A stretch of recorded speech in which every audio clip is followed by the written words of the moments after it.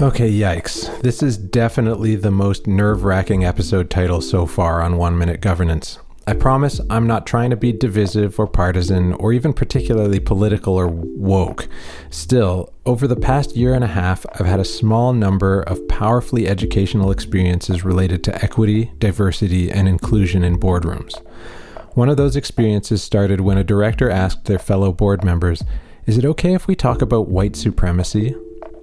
The reaction from the board was more puzzlement than anything. This organization was working its butt off on ED&I, specifically in the hopes of empowering non-white people and groups. The question, though, helped me and others to realize that just laying the specter of white supremacy on the table can create an environment where it's safe to ask big questions like, well, what does white supremacy mean anyway? And how can our organization help here? I know it's painful to even think about, let alone to express your vulnerability to others, in a frickin' boardroom no less. I think what I'm trying to say is that it can be worth it.